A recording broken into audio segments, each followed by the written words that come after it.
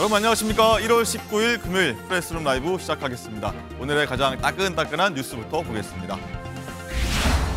여야의 총선 공약 경쟁이 시작됐습니다. 국민의힘은 아빠 한 달 육아휴가 의무 사용을, 민주당은 신혼부부 1억 원 대출과 자녀 수에 따른 원리금 감면을 제시했습니다. 국민의힘 한동훈 비대위원장은 김건희 여사의 명품 가방 수수 논란에 대해 함정 몰카라면서도 국민이 걱정하실 만한 부분이 있었다고 말해서 대응 방식에 기류 변화가 생겼음을 시사했습니다. 민주당 이재명 대표는 이번 총선에서 과반인 151석을 목표로 하고 있다면서 현재 지역구인 인천 계양을에 출마하겠다는 뜻을 밝혀 원희룡 전 장관과 대결 성사 가능성이 높아졌는데 이 내용까지 자세히 살펴보겠습니다. 자, 프레스룸 라이브 1분 뒤에 돌아오겠습니다.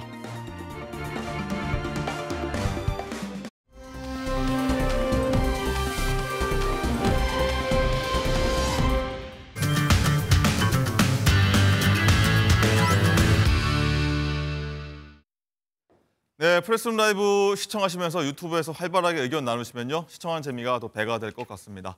자, 정치권 이슈 저희 뉴스 핵심 관계자분과 함께 하도록 하겠습니다. 안녕하십니까? 안녕하세요. 안녕하십니까? 자, 어제 더불어민주당 이재명 대표가 부산 가덕도 피습 현장에 동행했던 기자들과 비공개 간담회를 가졌습니다. 자, 장갈 기자, 시청자 여러분들이 좀 궁금해할 만한 여러 사안들 있지 않습니까? 거기에 대해 하나하나씩 좀 얘기를 했어요. 네, 그렇습니다. 그런데 우선 이 얘기를 먼저 해야 될 것 같은데요. 네. 저희가 이재명 대표 관련해서 그 명룡대전 이제 실제 성사가 될 것 같습니다. 4월 10일 총선에서 가장 관심이 많이 가는 지역이 될 것 같은데요. 어제 이재명 대표는 총선 출마에 대해서 지역구 의원이 지역구 그대로 나가지 어디를 나가겠느냐 이렇게 말하면서 인천 계양을 출마 의사를 분명히 했습니다. 또 원희룡 전 국토부 장관이 이 대표가 출마 지역을 바꾸게 되면 따라가겠다는 발언을 했다는데 이에 대해서는 왜 나를 따라오느냐, 이해가 안 된다 이렇게 언급하기도 했습니다. 네, 이 이재명 대 원희룡, 원희룡 대 이재명 사실상 성사가 된 건데, 종호김 의원님, 일단 인천 계양을에 이제 원희룡 선수를 상대로 이재명 대표가 링에 오르겠다 이렇게 좀 출사표를 밝힌 거라고 봐야겠죠.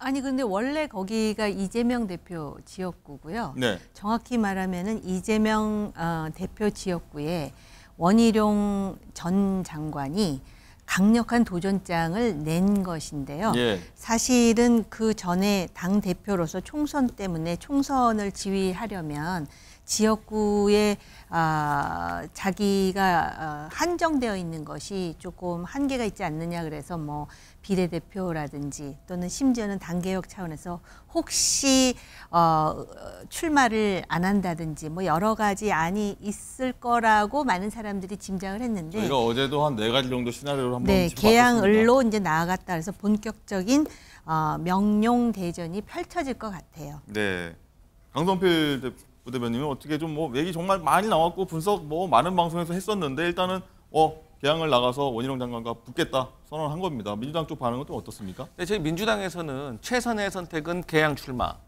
차선의 선택은 불출마, 네. 최악의 선택이 비례대표라고 말을 해왔거든요. 그런데 뭐 최선의 선택을 한 거죠. 그래서 뭐 원희룡 전 장관이 돌덩이를 치우겠다고 했는데 네. 저희 입장에서는 계란으로 바위치는 격이다. 네. 그리고 원래 이 지역은 전통적으로 민주당 강세 지역이었습니다. 그런데 원희룡 전 장관이 조금 전략을 잘못 세운 것 같습니다. 인천의 신년 할애식에 가서 한동훈 비대위원장하고 이렇게 손을 들고 마치 공천이 확정된 것처럼 얘기를 했는데 이거 매우 잘못된 겁니다. 기존에 당협위원장으로서 험지에서 고생을 하고 있는 후보가 있고 당원들이 있는데 이들을 무시한 결과로 받아들일 수밖에 없을 거거든요. 그런데 우리가 이재명 대표하고 전에 이제 이낙연 전 대표 사례를 보지 않았습니까? 이게 외부의 적보다 내부의 적이 더 무서운 겁니다. 험지에서 활동하는 당원들일수록 진짜 끈끈하거든요. 그래서 안 그래도 어려운 지역구에서 당원들이 결합을 제대로 하지 못한다면 더 어려운 상황이 벌어질 것이다. 이렇게 말씀드리겠습니다. 동의문 일단 이 부분에 대해서는 뭐 당연히 경선 치르겠다고 일단 밝힌 부분이기도 합니다. 공정하게 경선 치르겠다. 예, 그런데 지금 그 지적하신 부분이 사실은 좀 뼈 아픈 부분이에요. 예를 든다면은 계양을도 그렇고 마포을도 그렇고 경선의 절차를 밟아서 정말 강적을 상대로 해서 치열하게 싸우는 모습으로 이렇게 그 진행이 됐어야 되는데 한동훈 위원장이 마치도 공천이 확정된 것 같은 인상을 줌으로써 네. 기존에 거기서 활동하고 고생하는 분들의 좌절감과 소외감이 엄청날 거고요. 그분들이 혼자 활동하는 게 아니라 그 지역 위에 그 구성원들이 있을 거 아닙니까? 지지자들도 있고요. 이제 향후에 원희룡 장관이 그 지역에 공천이 된다면 그런 내부의 통합부터 아우르면서 상당히 그 원희룡다운 모습이 있어요. 예를 든다면 어떤 선거에서도 져본 적이 없다라는 거. 그렇죠. 그다음에 그 지역에서 이기면 명실상부한 대권 후보로 우뚝 서겠죠. 그리고 만에 하나 원희룡 후보가 석패를 하는 그런 상황이 온다 하더라도 사실은 잃을 게 없는 그런 상황이에요. 졌지만 잘 싸웠다. 그리고 정치공학의 차원에서 원희룡은 아는 게 참 많아요. 경험한 게 있기 때문에 이 지역에 이재명 대표를 꽉 묶어두고 전국적으로 총선 지휘나 활동을 못하게 한다라는 전략도 있거든요. 그래서 상당히 재미있는 지역이 될 것 같아요. 네. 일단 뭐 하나만 더 여기 언급하고 가자면 원희룡 전 장관이 온몸으로 돌덩이 치우겠다 이 도발에 사실 이재명 대표가 이걸 좀 안 받기도 좀 그런 도망가기 좀 애매한 그런 모양새 때문에 좀 고려하지 않았을까 하는 일각의 추측이 있는데 강성필 부대변인 당내의 어떤 반응이 어땠습니까? 당내에서는 당연히 이재명 대표가 도망간다는 건 말도 안 되는 소리고 이것은 만약에 패배할 수 있는 가능성이 높다고 하더라도 그야말로 젖잘 싸우러 가야지 원희룡 장관이 오겠다고 하는데 그것을 피한다? 이것은 야당의 지도자로서 절대 옳지 않은 행동이라고 저희는 그렇게 생각이 왔습니다. 예. 젖잘 싸 얘기하셨는데 만약에 지면 이재명 대표는 끝나는 거예요. 그런가요? 예, 지켜보도록 하겠습니다. 자, 이건 변호사님. 네. 사실상 이재명 대표의 어떤 대결 수락이라고 좀 볼 수 있는데 원희룡 전 장관도 여기에 대해서 좀 입장을 내놨습니다. 그렇습니다. 어제 페이스북에 비장한 각오를 올렸습니다. 페이스북에 이런 내용 올렸는데요. 이재명 대표께서 개항을 출마 의사를 밝혔다라면서 이번 선거는 국민들께서 대한민국 정치를 정상화시키는 계기가 될 것이다 이렇게 밝혔습니다. 그러면서 이 국민이 원하고 있고 인천 시민이 기다리고 있다 이렇게 비장한 메시지를 남겼습니다. 네. 어쨌든 명룡대전이 현실화되면서 인천 개항을이 이번 총선에서 링이 어떤 좀 최대 격전지가 되지 않았나 이런 생각이 좀 들고 있는데 관련해서 링 밖에서요 으쌰으쌰들 벌써 시작했습니다. 어떤 내용인지 한번 듣고 오겠습니다. 저는 개항을 해가서 싸워야 된다고 봅니다. 국힘과 한동훈, 윤석열이 이재명 무시하듯이 우리는 상대 카운터 파트너를 그렇게 무시하는 정치는 하지 않습니다. 칼을 뽑았잖아요. 제가 맞상대 해드리겠습니다. 라고 응해주는 게 예의라고 생각을 합니다. 그 원희룡 장관이 파트너로 오면 지역구에 좀 발이 묶이지 않겠어요? 이재명 대표가 아무래도. 이재명 대표요? 이재명 대표 브로마이드만 갖다 놔도 됩니다. 정 의원님, 이재명 대표 사진만 갖다 놔도 이긴다. 이런 얘기 어떻게 드셨습니까? 아니 현실적으로 그 개항을이 상당히 민주당에 유리한 지역 총선 결과만 보면은 언젠가 보궐선거에서 한번 당시 한나라당 의원 후보가 승리한 외에는 송영길 대표가 또 털을 잘 닦아놓지 않았습니까? 오선했죠. 예, 근데 느닷없이 본인 서울시장 가면서 이재명 후보를 당시 대선 후보를 개항을 해 보궐선거 할 수 있도록 그래서 그때도 참 말이 많았던 지역이에요. 그런데 실제로 지금 민주당 텃밭이라고 하는 지역이기 때문에 아마 민주당 내에서는 그러한 이야기를 하는 것 같은데요. 아마 이제 이 개항을 해서 이재명, 원희룡 이런 구도가 되면은 이 원희룡 후보 이것도 사실은 지금 가정법적이에요. 현재 지역위원장 이제 지역위원장들도 다 내려놨을 겁니다. 당협위원장들도. 예. 그런데 그 대결 구도가 되면은 원희룡 선수로서는 이재명과의 대결 구도뿐만이 아니라 아마 그 당내의 개혁이라든지 본인의 그 개혁 이미지를 살릴 수 있는 많은 행보를 하지 않을까 저는 조심스럽게 예측해요. 네, 그렇군요. 강선필 부대변인 일단은 민주당 일각에서는요 이제 총선 프레임이 윤석열 정권 심판론에서 이재명 대 원희룡 이렇게 대결 구도 좀 쏠려가는 거 아니냐 이런 좀 우려도 나오더라고요.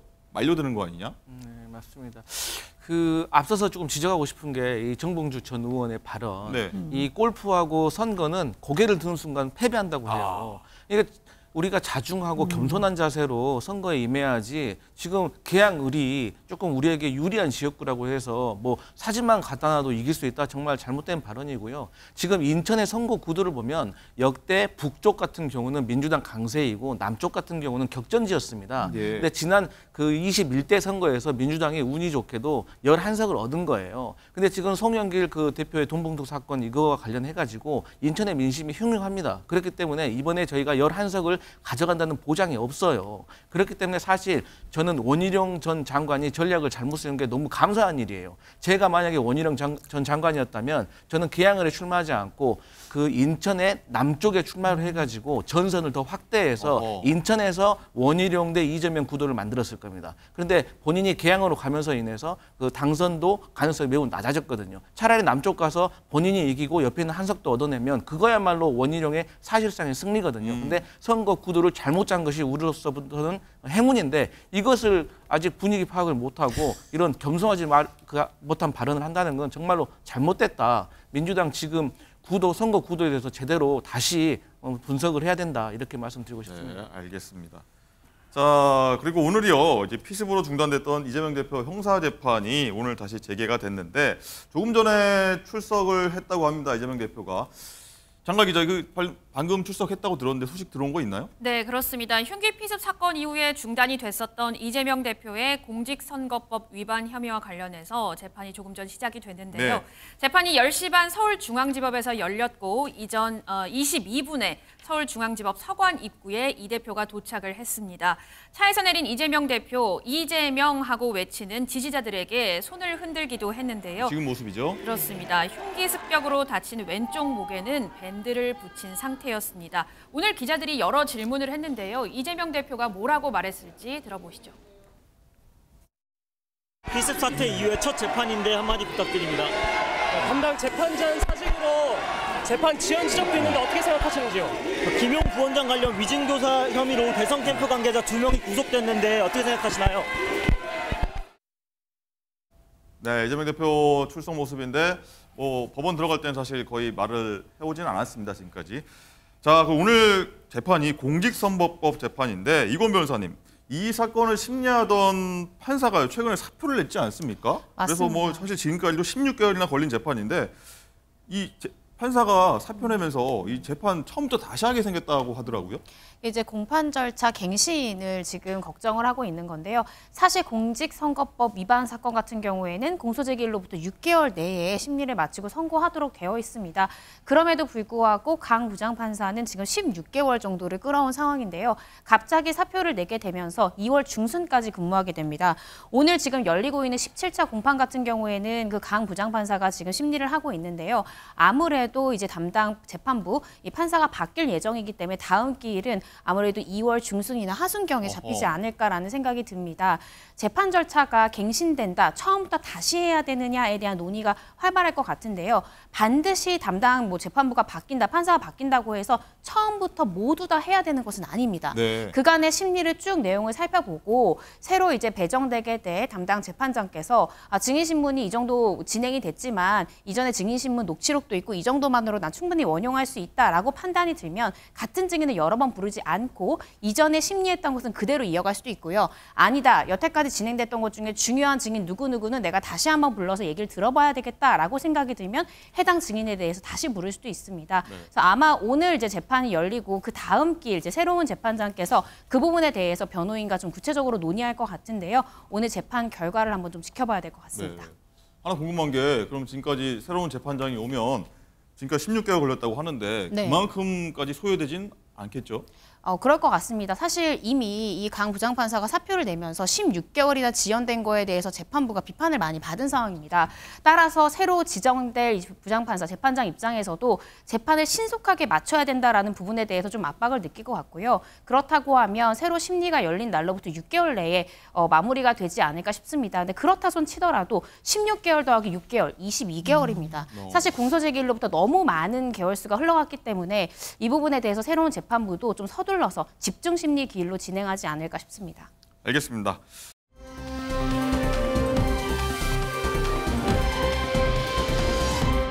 이 얘기도 한번 해보겠습니다. 장가 기자.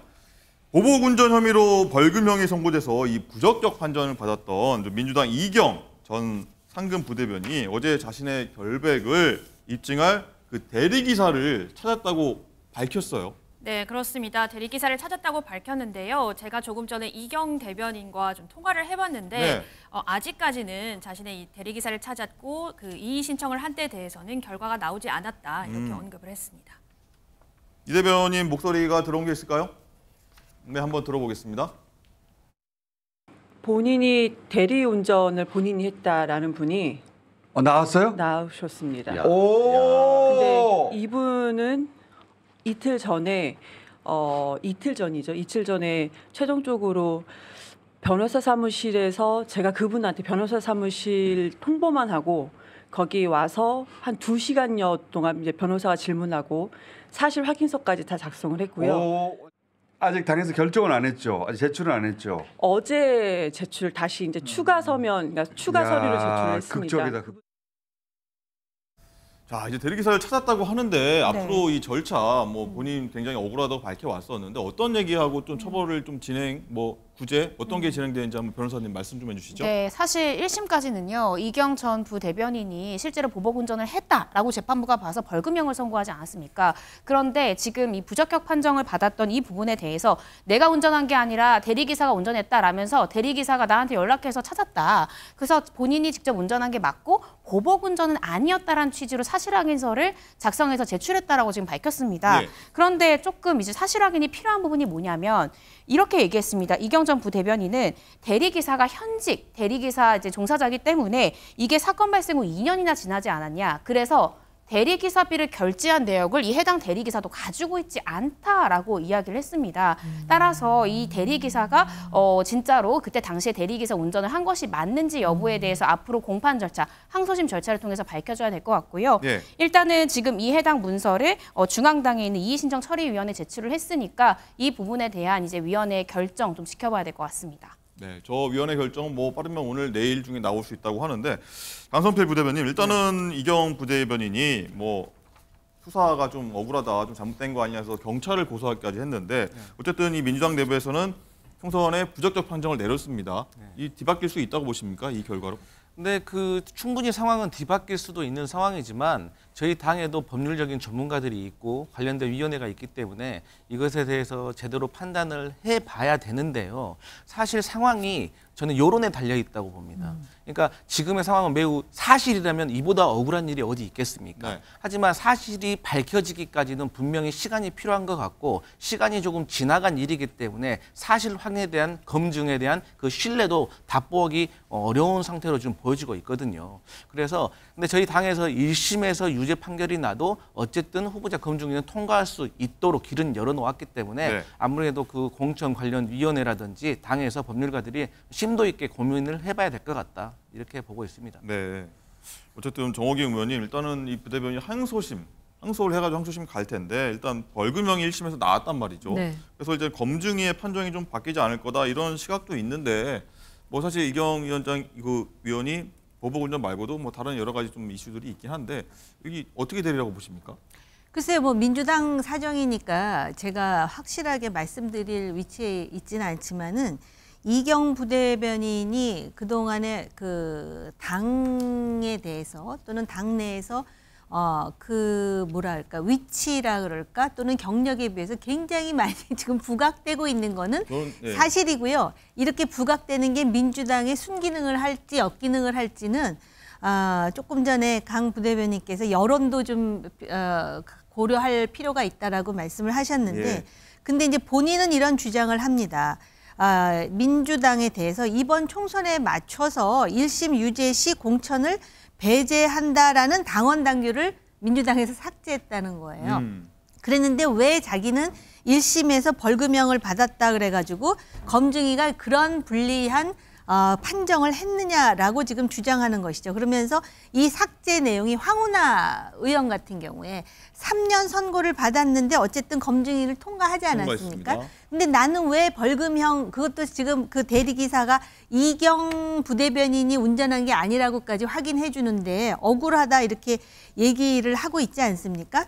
일견 들어보면 또 일리가 있는 것 같아요. 3년 선고받은 사람은 통과시켜주면서 근데 이경 의원 부대변인이 굉장히 그 여러 가지 그 논란에 핵에 서 있는 적이 많았기 때문에 그 정치적 고려를 어떻게 할지. 근데 지금 뭐 검증위는 기계적으로 한다 그러지 않았습니까? 그래서 기계적으로 하면 이거 통과시켜야 되는 건가? 남의 당 사정이라 네. 제가 왈가할 수는 없을 것 같습니다. 알겠습니다.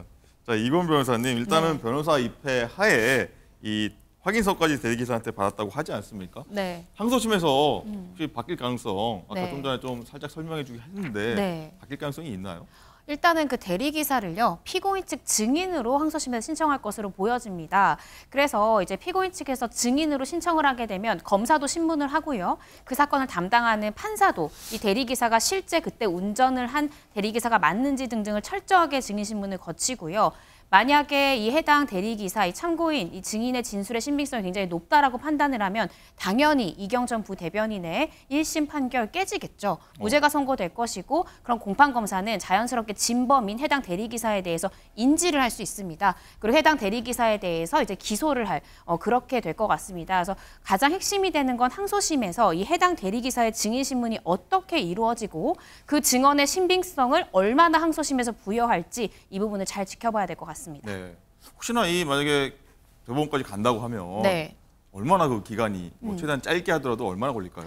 통상 항소심 같은 경우에는요, 부인하더라도 한 첫 번째 공판 열린 날로부터 3개월 이내에 종료되는 것이 보통이고, 대법원 같은 경우에도 요즘에 사건이 워낙 많아서 사실은 시일이 많이 걸립니다. 그렇다 하더라도 6개월 이내에 되니까 올해 안에는 뭐 3심까지의 결론 나오지 않을까 싶습니다. 꽤 걸릴 것 같다는 생각도 드니까 좀 지켜봐야 되겠습니다. 네.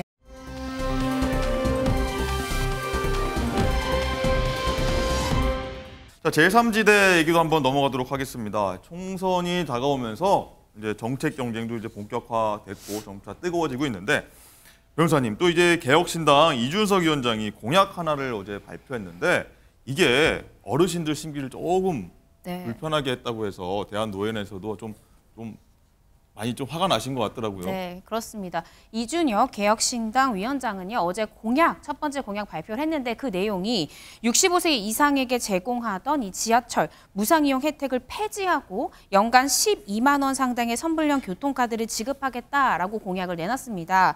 이에 대해서 대한노인의 성명서를 발표했는데요. 한강의 기적을 이룬 노인들에 대한 우대는커녕 학대하는 주장이다라면서 이준석 위원장이 공약에 대해서 질타를 쏟아냈습니다.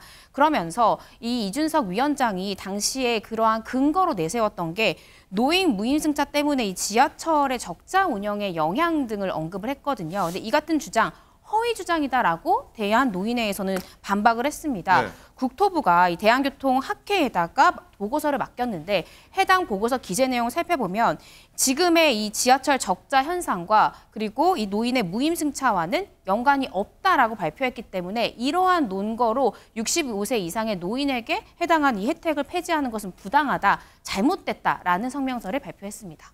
네. 그럼 이준석 위원장 그리고 대한노인회 어떤 얘기 하는지 직접 한번 목소리 듣고 오겠습니다. 현재 65세 이상에게 제공되는 지하철 무상 이용 혜택을 폐지하겠습니다. 44년 전 공산국가였던 소련의 고연령층 무임승차 제도를 본따서 시작했고 완전 무임으로 변경된 현재의 제도는 이제 수명을 다했습니다. 노인 무임승차하고 지하철 적자와는 아무런 상관관계가 없다고 보고를 했는데 적자나는 요인을 노인한테다가 돌리는데 지하철 노조하고 박자를 맞추는 일이지 그런 망발하는 사람이 찾아올 필요가 없습니다. 다가 무슨 공산당식이니 뭐니 이런 사고방식을 가는데 그 사람은 그 정신 이상자 아닙니까? 내하고 모르는 사이도 아니고 아는 사이인데 의견을 한번 조율해보고 자기 정책으로 해야지.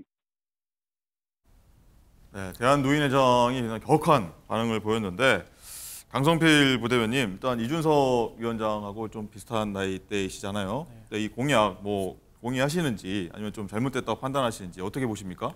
네, 저는 큰 틀에서 우리 사회가 분명히 해결을 하고 넘어가야 된다는 정책임은 분명하다. 하지만 기존까지 양대 정당 같은 경우는 아무래도 노인분들에 대한 표를 의식해서 이 문제에 대해서 공론화시키지 못했다는 점이 있었습니다. 네. 그런 면에 있어서 이준석 전 대표가 이런 문제에 대해서 화두를 꺼냈다는 거에 대해서는 참 의미가 있다고 생각을 하는데요. 저는 이 문제를 논의하기에 앞서서 용어에 대해서 되게 민감하게 우리가 사용을 해야 된다. 네. 노인이라는 표현보다는 어르신이라는 표현, 그리고 무임승차라는 것보다는 무상, 승차라든지 네. 이렇게 듣기 좋은 단어로 이렇게 접근을 해야지 이렇게 처음 단어부터 자극적으로 다가서기 시작하면 어떻게 이야기가 되겠습니까? 그런데 이게 분명히 문제가 있는 것은 수도권도 그렇지만 지방 같은 경우는 더 큰 문제가 있어요. 네. 그냥 지방 같은 경우는 어르신 분들이 훨씬 더 많고 또 젊은 이용객들이 더 적기 때문에 이 공기업에게 부채가 생길 수밖에 없는 구조입니다. 그러면 이 부채를 누군가는 갚아야 되는데 세금으로 충당을 해야 되고 다음 세대에게 넘어갈 가능성이 매우 높겠죠. 그렇기 때문에 이 문제에 있어서는 저희가 세대 간의 갈등을 유발시키는 문제로만 보지 말고 충분히 논의하고 협의하고 또 그에 따른 어떤 어르신들에게 다른 형태로서 반드시 보완을 해주는 방법을 같이 병행해야 된다. 이런 말씀 꼭 드리고 싶습니다. 의견 주셨습니다.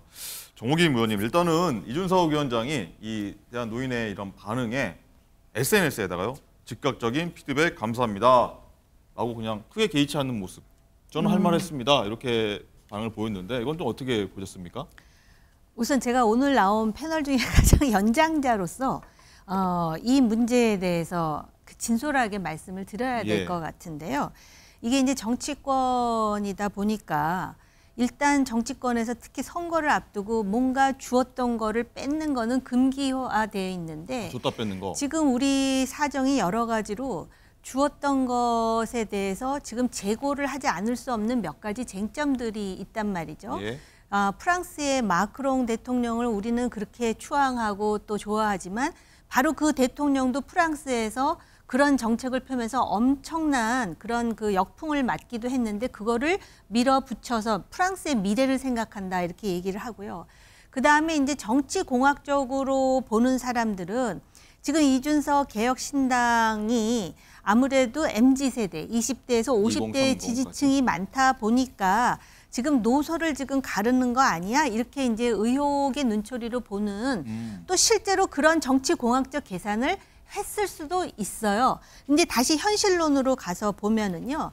지금 지하철이 적자라는 거는 어제 오늘의 문제가 아니었어요. 근데 이제 어르신들이 그 말씀 하시잖아요. 어차피 왔다 갔다 하는 지하철에 어르신들이 탔다 그래가지고 비용이 더 많이 생긴다는 게 말이 되냐 그러는데 지하철을 타면 요금을 내고 그 요금으로 운영이 돼야 되고 그런 그 역학관계가 이루어져야 되는데 어르신들이 많다 보니까 요금을 못 받지 않습니까? 그러니까 지하철이 적자 운영이 되고요. 이 적자 운영을 메우기 위해서는 젊은 사람들로 하여금 운임을 높이든지 아니면 지하철 그 노조들이 이제 그래서 노조 파업이 많은 이유가 구조 개혁을 하든지 뭐 이거밖엔 방법이 없어요. 그래서 서울시 같은 경우는 오세훈 시장이 정부에다 대고 이걸 어떤 식으로든 메워달라 그러는데 정부는 또 안 하고 그러다 보니까 제가 알기로는 어르신들도 그러면 65세의 연령을 조금 높이는 거에 대해서는 어느 정도 좀 받아들이는 분위기도 있었던 것으로 알아요. 그렇기 때문에 이 문제는 뜨거운 감자지만 건드리는 게 훨씬 양심적이라는 것까지 얘기를 하고요. 네. 이제 이준석 그 지금 위원장이 피드백 감사하다면서 개의치 않는 모습을 보였잖아요. 이준석 위원장은 다 좋은데 정치라는 거는 인식이라든지 이미지도 굉장히 중요해요. 그렇기 때문에 이런 어려운 문제를 제기할 때는 좀 더 겸손하게, 좀 더 뭐라 그럴까, 상당히 그 숙이는 자세로. 그래서 지하철 적자가 났고 이것이 젊은 사람들한테 부과하는 비용이 얼마이고 그래서 지금 상황이 이래서 내가 어르신들 그 지금 누리는 그런 혜택을 다 폐지하는 게 아니라 소위 12만 원씩 그 패스를 주겠다는 거 아니에요? 그리고 저도 오늘 처음 알았어요. 지하철만 공짜고 버스는 또 공짜가 아니라 그러더라고요. 그래서 그거를 지금 합리적으로 하는 대안입니다 그랬으면은 좀 더 겸손하고 어르신을 존중하는 자세로 설득하는, 그 설득하는 게 중요한 거예요. 머리 아이디어는 누구든지 짤 수 있는 거 아니겠어요? 알겠습니다. 긴 시간 할애하시면서 좋은 의견 주셨고 또 우리 사회에 좀 논쟁거리를 던진 것 같아서 좀 곰곰이 생각해 볼 문제인 것 같긴 합니다.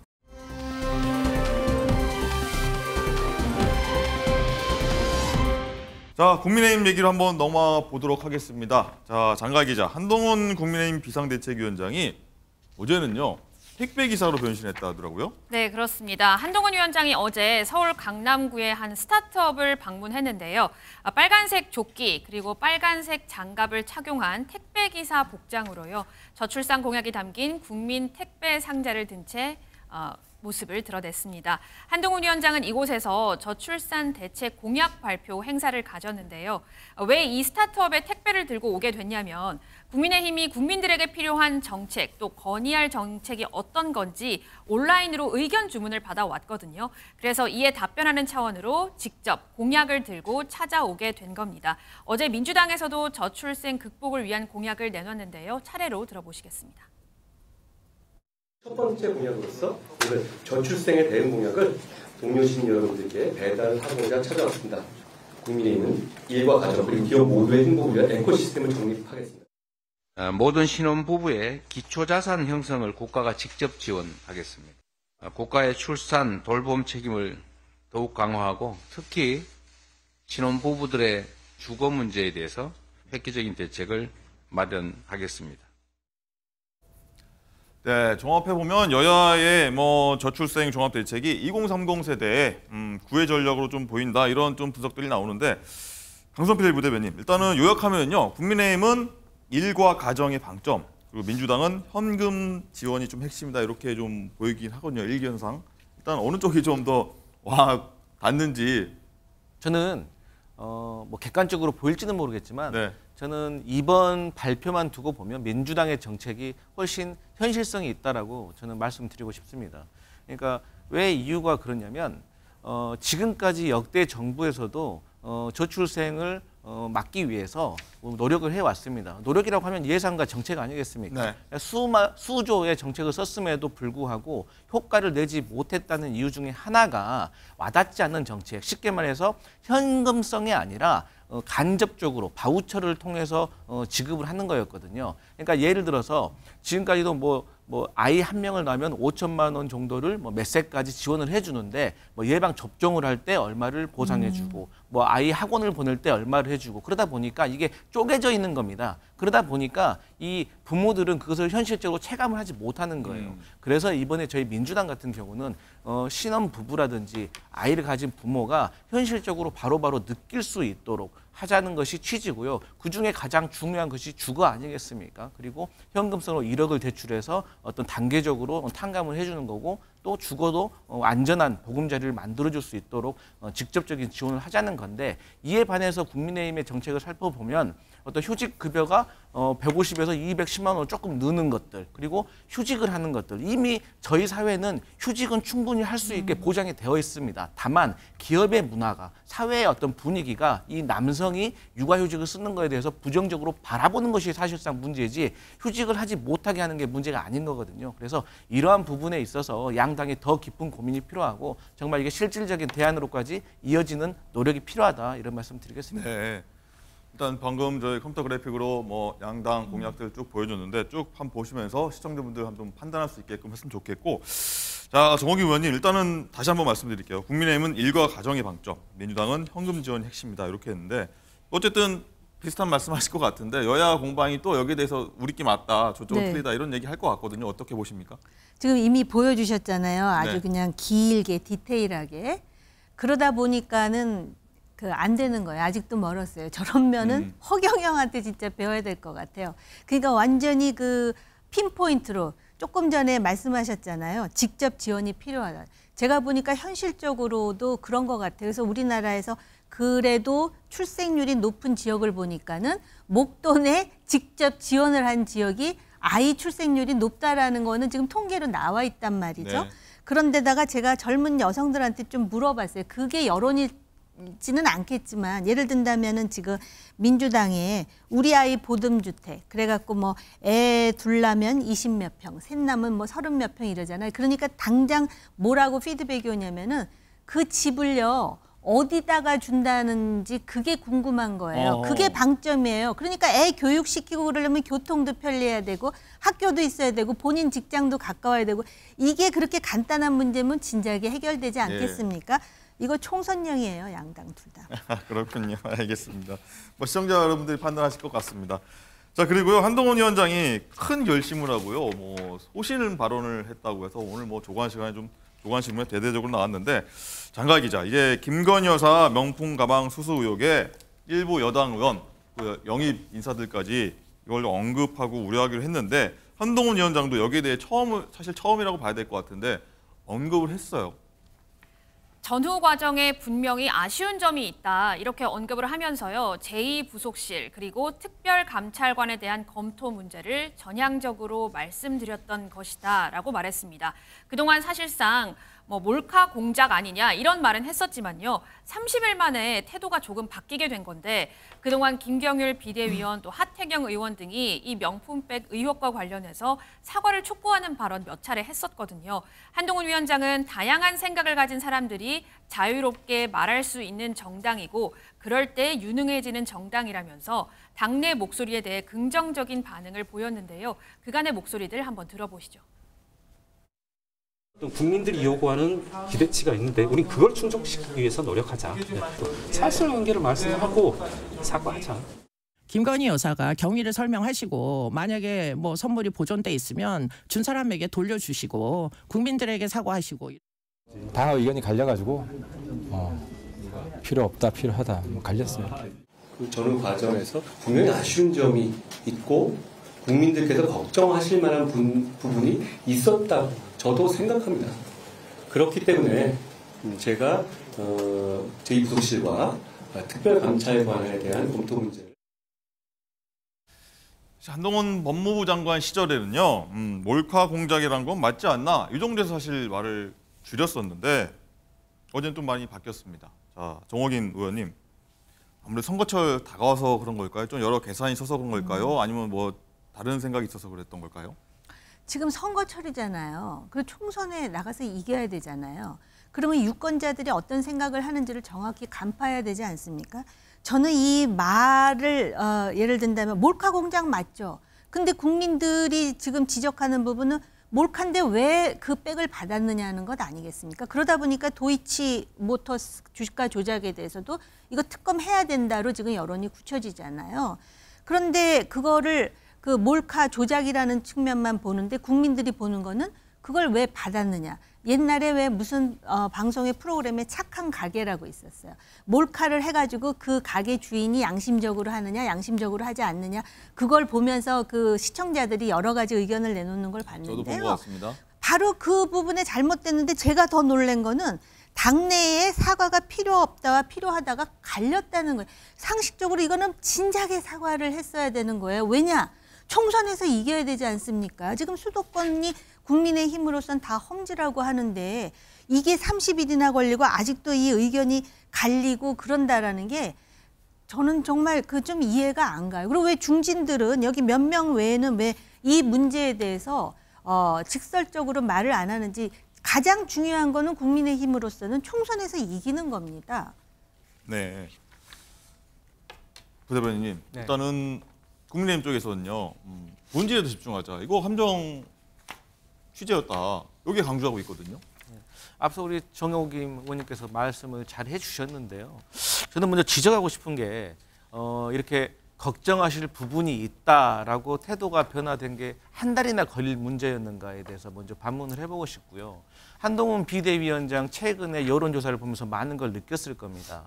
여론조사를 보면 개인의 지지도는 많이 올랐습니다. 하지만 국민의힘의 정당 지지율은 답보 상태이고 대통령에 대한 부정평가는 여전히 바닥을 치고 있습니다. 그 이유에 대해서는 국민의힘 구성원 모두가 알고 있어요. 하지만 현역 의원들은 공천 문제가 있기 때문에 입을 닫을 수밖에 없는 거죠. 이러한 상황에서 외부에서 들어오신 비대위원들 그리고 영입된 인재들이 하나의 목소리를 내고 있지 않습니까? 아, 이거 사과할 일이다. 잘못된 일이다. 그런데 저는 한동훈 비대위원장의 발언이 또 하나가 잘못됐다고 생각하는 게 있습니다. 그건 뭐냐면 제2부속실을 설치하고 특별감찰관 임명을 고려한다고 하고 있는데 저는 이거는 부속실을 설치하고 특별감찰관을 임명을 한다고 해서 지나간 일들이 없어집니까? 사라지는 겁니까? 그러면 조사받지 않고 처벌받지 않아도 되는 겁니까? 저는 그렇지 않다고 봅니다. 윤석열 대통령, 그러니까 평범한 검사였던 윤석열 대통령을 대통령으로 만들어준 국민의 어떤 취지가 무엇인지 저는 깊이 생각해 봐야 된다고 생각합니다. 알겠습니다. 자, 그런데요, 이 김건희 여사 그리고 대통령실이 좀 불편한 사실 얘기를 한동훈 위원장이 좀 건드렸다, 언급을 했다 이래서 정호김 의원님 일단은 당정 관계라고 할까요? 좀 불편하게 좀 이상한 기류가 흐른다 이런 얘기가 좀 나오고 있어요. 아니 자유민주주의 사회에서 당정관계가 편할 때도 있고 불편할 때도 있고 그게 자연스러운 거지. 그게 계속 편하다면은 이게 자유민주주의 사회에 다양한 의견이 있으면 그 의견을 수렴하고 갈등이 있으면 그걸 조정하고 이게 자유민주주의예요. 그러니까는 마치 또 그게 한 목소리 원팀 해가지고 마치 또 검사 동일체라고 합니까?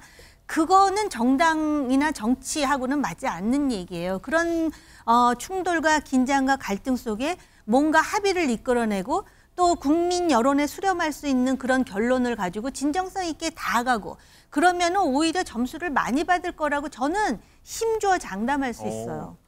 그렇군요. 자, 이런 가운데서요. 한동훈 비대위원장 그리고 윤재옥 원내대표가 김 여사 리스크 대응 논의를 위해서 조금 전인가요? 이제 긴급 회동을 갖겠다라고 지금 보도가 방금 나왔는데 장가 기자, 이거 어떤 내용인가요? 아직 자세한 내용은 뭐 크게 들어오진 않았는데요. 지금 다른 언론사에서 지금 방금 보도를 했습니다. 네. 내용을 조금 살펴보면 윤재옥 원내대표, 한동훈 국민의힘 비상대책위원장이 조금 전에 9시 반부터 20여 분간 대화를 나눈 것으로 알려지고 있고요. 윤 원내대표는 명품 가방 사건의 본질은 몰카 공작이고 또 정치적인 공작이라면서 당시 받은 명품 가방은 대통령실 규정에 따라 국고에 귀속됐다는 점을 부각해온 반면에 아까 말씀드렸듯이 이 비대위 내부에서는 좀 여사의 그 리스크 해소 필요성이 좀 필요해 보인다 이런 얘기들이 좀 있어 왔습니다. 그래서 지금 이번 회동은 김건희 여사 리스크와 관련해서 당내에 대응을 두고 메시지를 좀 조율하기 위해서 한 메시지를 좀 하나로 조율하기 위해서 만난 회동이 아닌가 이런 해석이 지금 나오고 있는 상황입니다. 네, 뭐 계속해서 좀 얘기가 많이 나올 것 같으니까 계속 지켜보도록 하겠습니다.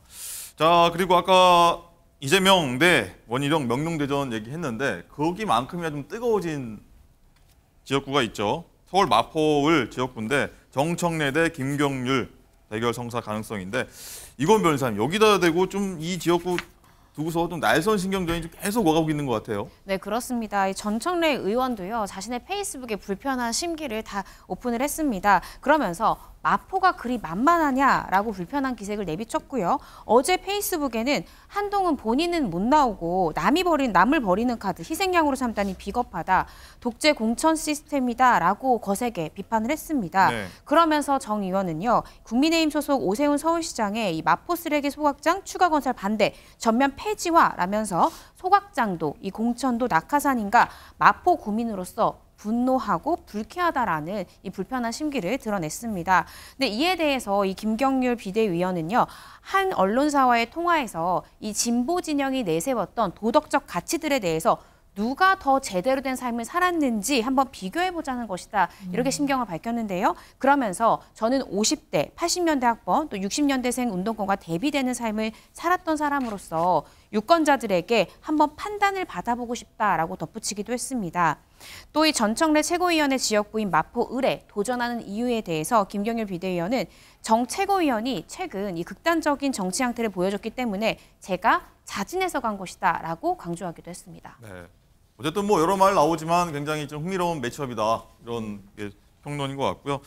정호기 의원님 또 좀 비슷한 얘기 조금 전에 했는데 다시 한번 해보자면 이 대통령실이요 한동훈 위원장의 어떤 돌발적인 뭐 김경률 서울 마포울 출마 어떤 이런 정적적인 발표로 인해서 좀 우려를 갖고 있고 이런 내정설에 대해서 좀 불편한 감정을 좀 드러냈다는 얘기가 있는데 총선 앞두고 이 당정이 좀 문제가 생긴 거 아니냐 뭐 이런 좀 일각의 좀 전망이랄까요 관측이 나오고 있어요. 제가 뭐 직접 들은 얘기 아니고 언론 보도만 보고 제가 그 해석을 하자면은 아까도 말씀드렸듯이 뭐 당정 간에 그리고 사실 그 마포을 김경률 회계사 공천 관련해서는 그 모습 자체가 굉장히 거칠었습니다. 거기도 뭐 경선이라든지 나름 그 합리적이고 민주적인 절차를 통해서 마포 을의 국민의힘 지지자들이 받아들일 수 있는 방법으로 이렇게 절차를 진행해도 되는데 김경률을 갑자기 손을 번쩍 들어가지고 이 사람이 할 것이다 막 이런 식으로 하다 보니까 거기서 기존의 당협위원장도 그렇고 이게 반발하지 않을 수가 없죠. 당내 통합이라든지 당내의 그 구성원들을 아우르는 것도 당 대표 내지는 비대위원장이 해야 될 중요한 역할이거든요. 그러니까 대통령실로서는 물론 공천은 여당에서 해야 될 일이지만 특정인을 위한 특혜보다는 시스템 공천을 해야 되지 않겠느냐로 한마디 하는 것에 대해서 이걸 왜 불편하다고 생각하는지 오히려 언론에서 그걸 불편하게 생각하는 거에 대해서 제가 조금 아연하다고나 할까요? 이거는 자연스러운 현상이고요. 중요한 방점은 대통령실은 공천은 여당에서 할 일이라고 했다라는 것입니다. 알겠습니다.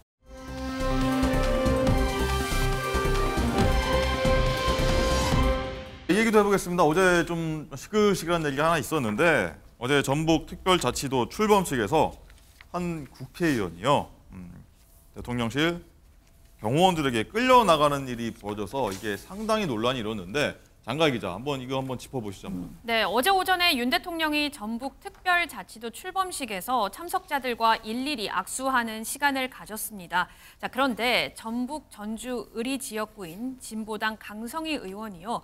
윤석열 대통령과 악수를 하면서 국정기조를 바꿔야 한다 이렇게 말을 했습니다. 지금 끌려나가는 모습 보이고 있습니다. 그렇습니다. 대통령실 관계자에 따르면요. 강 의원이 대통령의 손을 놔주지 않았고 윤 대통령의 손을 자신 쪽으로 당겨서 경호처에서 놓으라고 했다 이렇게 언급을 했는데 자 그런데 윤 대통령이 지나간 후에도 소리를 질렀다면서 경호원 여러 명이 강 의원의 입을 틀어막으며 행사장 밖으로 끌어내리는 모습, 이 모습이 화면에 고스란히 잡혔습니다. 이에 대해서 강 의원은 물론이고요. 여야에서 각각 다른 목소리를 내고 있는데요. 목소리 들어보시죠. 국정 기조를 바꿔야 합니다. 그렇지 않으면 국민들이 불행해집니다라는 말을 하고 싶었고요. 근데 그 말을 다 하기 전에 대통령이 이미 지나가 버렸습니다. 그리고 경호원들이 다 저를 밀치고 압박하는 과정이 있었고 그러면서 결국에는 그 말을 다 하지도 못하고 끌려나가게 된 상황이었죠. 무슨 손을 잡아서 힘을 줬다, 내 쪽으로 대통령을 끌어당겼다, 이런 여러 가지 얘기들은 전혀 사실이 아닙니다. 그리고 진로를 방해했다라는 것도 영상에 보면 대통령이 자기 갈 길을 그냥 잘 갑니다. 온 국민이 보고 있는 TV 영상을 통해서 확인할 수 있는 건데 대통령실에서 자꾸 이런 거짓말을 하는 이유가 뭘까? 저는 그것이 더 궁금합니다. 입법부에 대한 중대한 모독 행위이자 국민을 무시하는 오만한 행태입니다. 앞으로 경호원들에게 끌려나가지 않기 위해 대통령에게 침묵해야 하는 것입니까? 그야말로 윤석열 대통령이 국민의 입을 틀어막은 것과 다름없습니다. 대한민국의 국격을 떨어뜨린 강성희 의원은 전북 도민을 비롯한 국민 모두에게 속고대죄해야 할 것입니다. 네, 대통령실은요. 경호상의 위해 행위로 판단했다. 강 의원이 금도 넘었다. 이렇게 비판을 했는데 강성필 부대변인 어떻게 보십니까? 저는 강성희 의원이 끌려나가는 모습을 보면서 야당을 대하는 대통령의 태도가 아닌가라고 생각이 들면서 좀 씁쓸했습니다. 그럼에도 불구하고 강성희 의원이 좀 미숙했던 부분은 분명히 있었던 것 같고 또 얼마 전에 이재명 야당 대표가 피습을 당한 사건이 있었기 때문에 사회적인 분위기가 이런 어떤 상황을 더 안 좋게 만들었다고 보고요. 특히나 이런 말씀은 조심스럽지만 대통령께서 방문하셨던 지역이 대통령께 그렇게 긍정적인 평가가 높은 지역이 아니기 때문에 경호처로서도 많이 민감했을 수 있다고 생각을 합니다. 그리고 역사적으로 우리가 돌아봐도 대통령에게 어떤 피습을 하거나 적용을 했던 인물은 일반인이 아니라 외부인이 아니라 내부인이었던 경우가 많이 있었거든요. 그렇기 때문에 대통령 경호처로서는 저는 충분히 할 수 있었던 행동이지만 그럼에도 불구하고 너무 강경하게 대한 것은 아닌지 아쉬움이 남는 부분이 있습니다. 네, 정호경 의원도 좀 궁금합니다. 이 과잉 경호냐 아니면 대통령 경호에선 어떤 이런 경우는 당연히 막아야 된다. 어떻게 좀 보십니까? 그 대통령 경호상의 매뉴얼이 있지 않겠습니까? 그리고 강 부대변인 말씀하셨듯이 요즘 정치인들을 향해서 다양한 형태의 지금 테러가 자행되고 있고 특히 대통령 경호와 관련해서는 이건 국가 안보와 직결되는 사안입니다. 근데 단순히 조근조근한 목소리로 국정 기조를 바꾸셔야 됩니다. 이렇게 하는데 그런 상황이 벌어졌을 거라고 저는 개인적으로 생각하지 않습니다. 고함을 왜 조용히 얘기해도 될 걸 고함을 치면 경호하는 사람들 입장에서는 이게 잘못하면 위해적인 상황으로 치달을 수 있다라는 그런 위기의식을 안 갖겠습니까? 그리고 대통령에 대해서 지지하든 지지하지 않든 대통령 경호와 관련해서는 원칙에 근거해서 해야 되는 것이 맞다라고 보여지고요.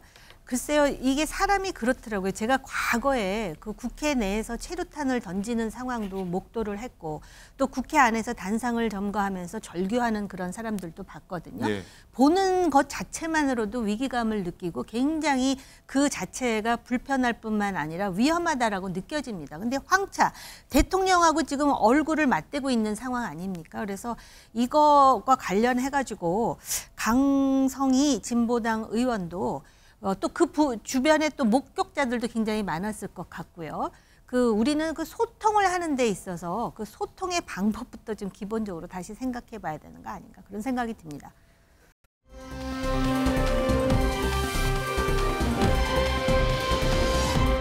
자, 여야 모두요 이제 총선 압승이 목표인 만큼 단결 단합 굉장히 외치고 있는데 장가 기자, 이런 가운데 선거의 여왕 하면 또 떠오르는 분 있지 않습니까? 박근혜 전 대통령이 조만간 공식석상의 모습을 드러낸다고 해요. 네, 그렇습니다. 다음 달 5일에요. 대구에서 자신이 집필한 회고록 관련해서 북 콘서트를 열 계획입니다. 18대 대통령 당선 이후 또 탄핵 국면, 2022년 3월 대구 달성군 사저에 들어가기 전까지의 이 모든 과정이 담긴 것으로 전해지고 있습니다. 그렇군요. 정 의원님, 일단은 박 전 대통령이 정치적 메시지를 내놓지 않더라도 총선 앞두고 좀 등판한다고 자체만으로도 뭐 어떤 여당일까요? 어떤 효과를 줄 수도 있지 않나 싶어요. 지난번에 그 지방선거 보니까 과거의 당대표 시절, 그 대통령 시절에 비하면은 그 정치적인 영향력이 그만하지는 않습니다. 그런데 이제 이 콘서트를 열게 되면은 그 대통령으로서 임기 끝나고 지금은 더 이상 대통령이 아닌 상태에서 얼마든지 자연인으로서 할 수 있는 건데 그래도 아직도 그 TK 지역에서의 영향력과 또 본인이 음으로 양으로 또 지원하는 정치인도 있다라고 생각하는 사람들이 많다 보니까 정치적인 해석을 많이 하는 것 같습니다. 네. 뭐 지지층 결집일까요? 아니면 출마 예정인 친박 의원들 돕기일까요? 뭐 어떻게 해석해야 될까요? 글쎄 정확하지는 않지만 출마 예정인 인사들 중에 박근혜 전 대통령이 마음의 빚으로 느끼고 있는 사람이 한 사람 정도는 있는 것으로 알고 있는데요.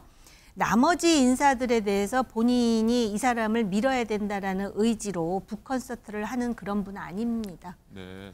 누군지는 여기 잠깐 모르겠으나 CG에 나오고 있네요.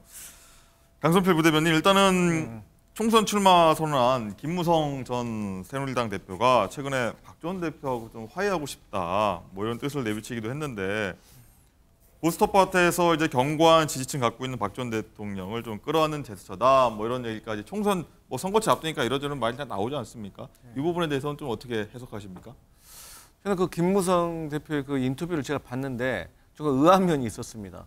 박근혜 전 대통령과 화해는 하고 싶은데 탄핵에 대해서는 자기의 철학이었다라고 말하는 거는 화해를 하자는 건지 다시 싸우자는 건지 저는 이해를 할 수가 없었어요. 네. 그리고 그 박근혜 그 전 대통령께서 출판 기념회를 하신다고 하는데 저는 굳이 선거 이후에 하셔도 되는데 선거 전에 한다는 것은 아무리 아니라고 하셔도 정치적인 어떤 의도가 있다고 해석할 수밖에 없고 관건은 누가 초대를 되느냐. 300여 명으로 소수로 이렇게 정해진 분만 한다고 하시는데 네. 거기에 관심이 몰릴 수밖에 없고 또 정치인들은 의미를 부여하지 않겠습니까? 그래서 그 의미에 따라 어떤 그쪽 지역의 선거 지형에 어떤 변화를 줄 수도 있는데 지켜봐야 된다 이런 말씀 드리겠습니다. 정 의원님, 일단 뭐 화해 얘기 나왔으니까 어떤 일이 있었을 거 아닙니까? 이 얘기하고 어떻게 이 상황을 좀 보시는지 설명 좀 해주시죠. 아무튼 박근혜 전 대통령이 영향력이 있기는 있을 거예요. 그러니까 대통령도 박근혜 전 대통령과 3차례나 저녁도 하고 뭐 하지 않았습니까? 김무성 전 대표는 아마 영도 출마를 지금 선언하고 있고 그러다 보니까는 그 지역의 박근혜 전 대통령 지지자들과의 관계도 그렇고 여러 가지 포석으로 화해하고 싶다라는 이야기를 하고 있는 것 같은데요. 정치인들, 오래된 정치인들이 다 화해하고 국가와 미래를 위해서 그 좋은 대화를 하면은 좋겠죠. 그런데 이제 지금 올드 보이스들이 지금 다시 출마를 하는 이 분위기에 대한 또 사회적인 인식이라는 게 있고 그렇거든요. 그래서 사실은 지금 박근혜 전 대표와의 화해 하나에만 지금 그 포인트가 있는 거는 아닌 것 같습니다. 김무성 전 대표로서는.